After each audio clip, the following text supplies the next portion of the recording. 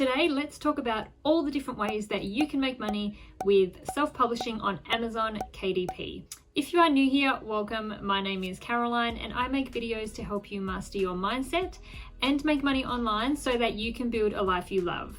If you do enjoy watching videos like this, please take a moment to subscribe. It's free, it takes a couple of seconds, and it really does mean the world to me. And don't forget to click that bell notification so that you do get notified whenever I upload a new video just like this. If you are new to self-publishing, Amazon KDP is also known as Kindle Direct Publishing, and it's Amazon's print-on-demand book publishing service. Basically, you create a digital version, which would be a PDF format of your book. You upload this digital file to your Amazon KDP account and it becomes available in the Amazon marketplace for customers to buy, and it also gets distributed in some cases to other retail outlets such as Barnes & Noble. You can sell and distribute paperback books or ebooks, which in Amazon are called Kindle books. When a customer purchases your book, if it is a paperback, Amazon will then print that book for you and then ship it directly to the customer.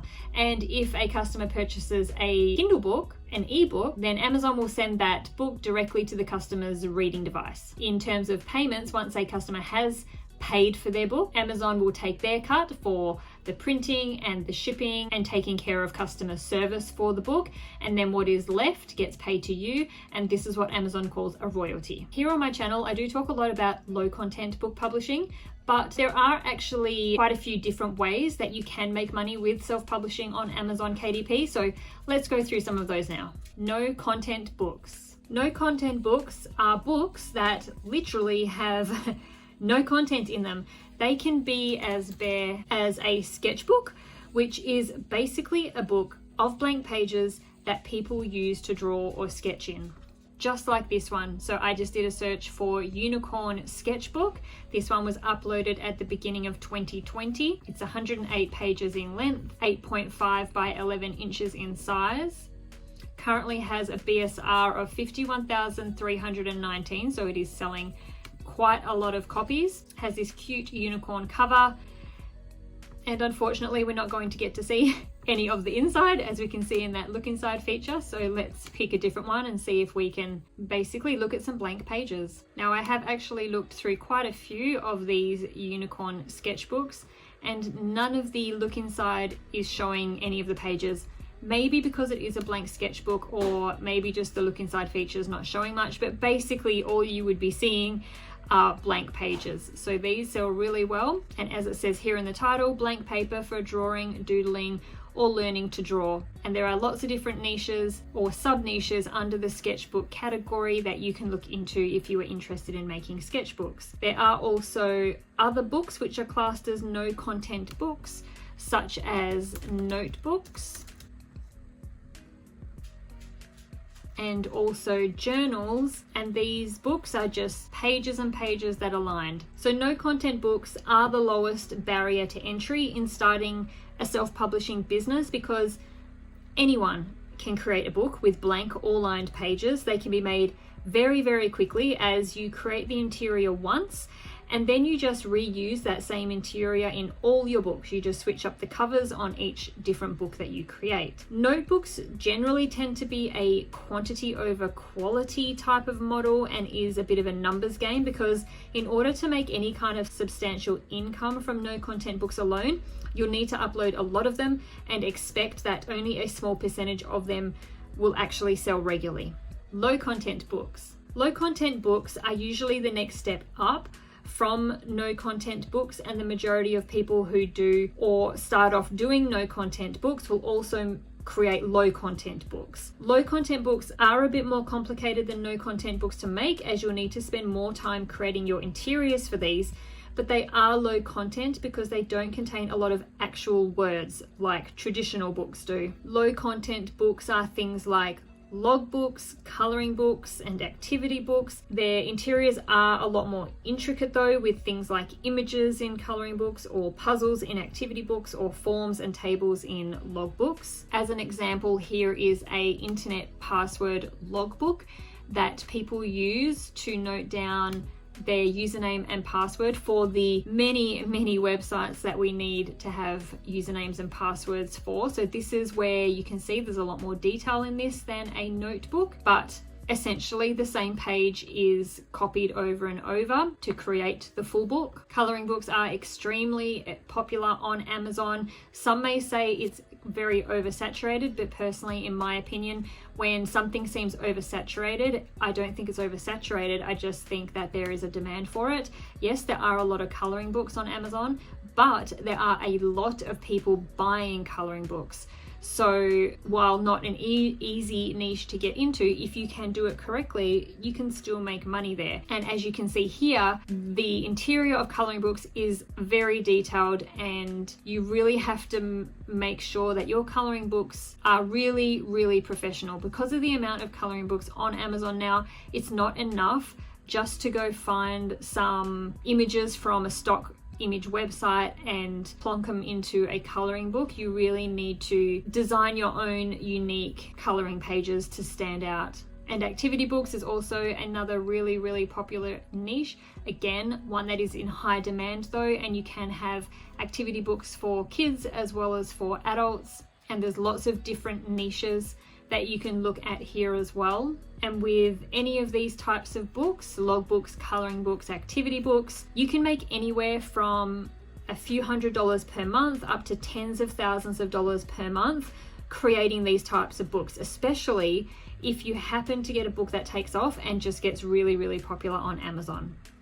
Short reads. You may be surprised to find that there is a category in Amazon books for short reads, and it's actually very popular. Short reads are usually Kindle books, so books that people read digitally on their Kindle reader or through the Kindle app on their computer, phone, or tablet. So if we head to the short reads section on Amazon, which you can get through by going to the Kindle menu, there are different categories here where you can browse by reading time. So you can create books that take as little as 15 minutes to read. So we've got 15 minutes, 30 minutes, 45 minutes, 1 hour, 90 minutes, 2 hours or more. Now, if we head down here just to have a look at the short reads best sellers, if you're just interested in seeing what kind of books are under here, it gives you a bit more information here. So what we can see is that a 15-minute book to read is usually around 1 to 11 pages. 30 minutes to read is around 12 to 21 pages, 45 minutes to read is around 22 to 32 pages, and a 1 hour read is around 33 to 43 pages. And these are books with actual content, actual words in the books, unlike no or low content books. And so like I just talked about, no and low content books have no content in terms of actual words. Now we are moving on to books with actual information or stories in them. These books can be fiction or non-fiction, and some are ranked pretty good in terms of BSRs.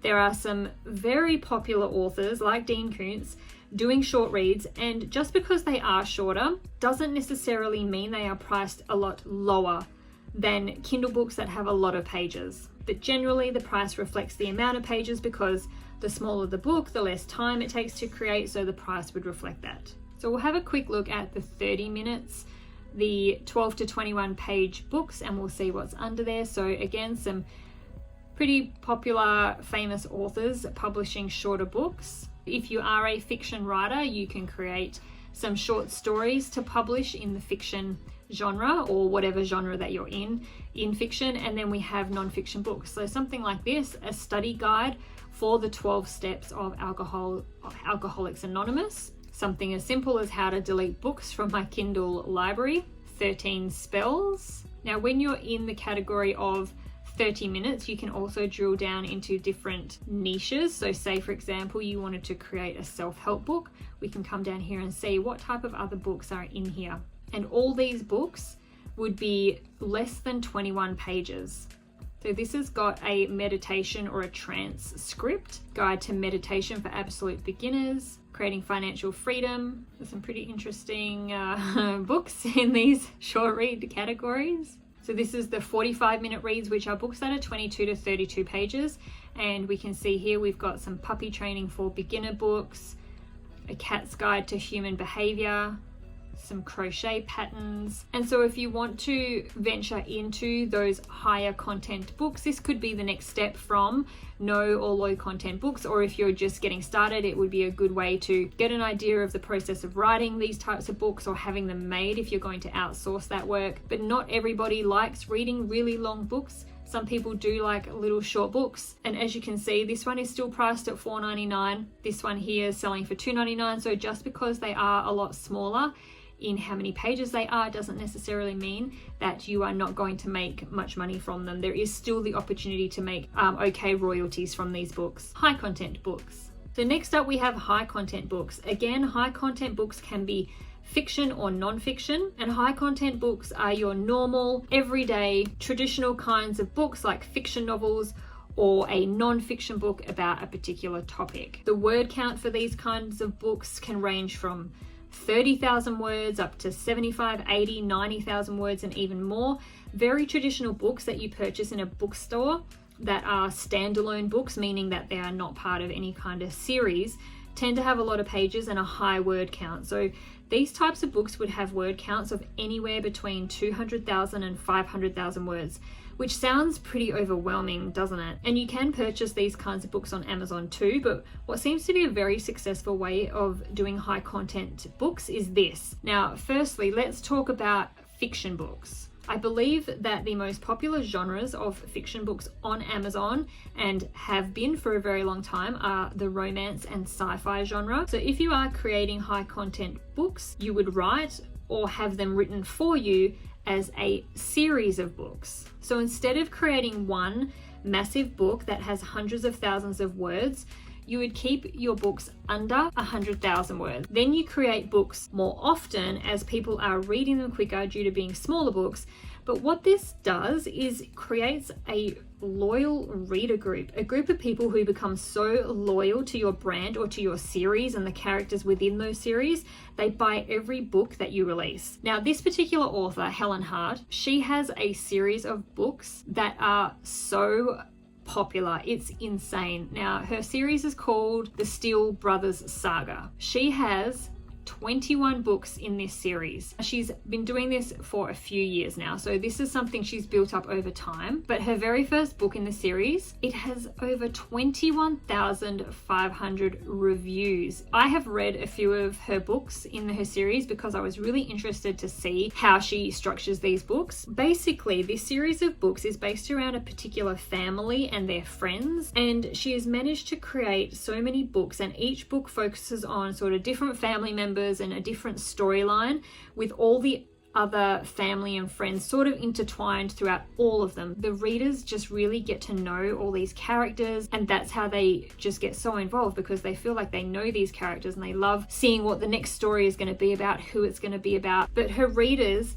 get so involved in the series and the characters, they just continue to buy every single book she releases. And take a look at some of the BSRs: 393 in contemporary romance, 461. And this is something quite common that authors do when they are publishing series, is when they have a few books out, they make the first one free, which hooks people, gets them in. And once they've read that first one, hopefully if they've liked it, they will continue to buy the rest of the series. Getting them in for free is a method that a lot of authors use with their series. And so the second book in the series that was published in 2016, it is still ranking at 6,000 in the Kindle store. And by doing that, releasing smaller books in a series really seems to be what is really working for a lot of authors on Amazon. You also have high content books in non-fiction, and these can also range widely in terms of how many words or pages are in the books. So with high content non-fiction books, I've heard of people having success with books that are 30, 40 or 50,000 words in length, which are fairly small books in terms of high content books. And then obviously you can create something very in-depth and a lot bigger, which would obviously take a lot more work to do. But these types of books and the fiction books that are high content, these can be sold as Kindle Ebooks as well as paperback books. Ebooks or Kindle books. For any books that you create that have actual content in them, you should be making them into a Kindle book as well as selling them as a paperback book. No content and low content books aren't suitable for Kindle because these are books that people buy to fill out or to write in, which you can't do with a Kindle book or with a Kindle reader, obviously. But if you do create any kind of high content books or books that someone needs to read, then you should be publishing paperback versions of the book as well as Kindle versions. If you do this, you can have access to having your book into Kindle Unlimited, and this is where the customer doesn't actually buy the book, but they read the book through Kindle Unlimited, and rather than being paid a royalty for purchasing the book, you get paid on how many pages that the customer reads. Now, this might not really seem so good from the outside. You're probably thinking, well, I just want to get paid a royalty for selling my book, but a lot of authors do enroll their books in Kindle Unlimited and have quite often heard from authors that the amount of money they get paid from page reads through Kindle Unlimited can quite often make up at least half or more of the income that they receive from publishing books on Amazon. Public domain books. Public domain books are books that were written quite a long time ago and are now out of copyright because the author has passed away. So it's different in every country, but from what I understand, generally copyright lasts for 70 years following the death of that author. There are some cases that I know of where the works become owned by the estate of the person who's passed away or something like that. But basically what you can do is go to a public domain site and you will be able to see what books are in the public domain. And every year on the same date, new books become available when those books have run out of copyright. So one of the most popular ones is Project Gutenberg, which has, as they say, over 60,000 free ebooks on their site. Now, it is not as simple as just taking this book and whacking it up on Amazon and trying to sell it. Amazon does say that you can upload public domain works, but if a public domain book is already available for free on the Amazon site, which pretty much all these books are, then you cannot upload a new one because they basically don't want their customers trolling through hundreds and hundreds or thousands of the exact same book. How can you do this? Well, you have to change the book in some way. Now, you don't change the content, but you need to make the book unique. How to do that? Now, this is quite involved. This isn't going to be a business model of self-publishing for everybody, but you can take a public domain book, you can create a new cover for it, and then to make the book unique, you can translate it into a different language. You can annotate it, which is adding additional content such as a study guide, a literary critique, a detailed biography, or historical context. Or you can illustrate it. So you can add 10 or more unique illustrations that are relevant to the book. And some of these sell pretty well. So here you can see we've got Alice in Wonderland annotated, Wizard of Oz, Dracula, and they sell really well, especially if you can create really stand out professional covers so you can stand out from the rest. And so let's have a look at some examples of illustrated books. The Wind in the Willows, I believe that's public domain.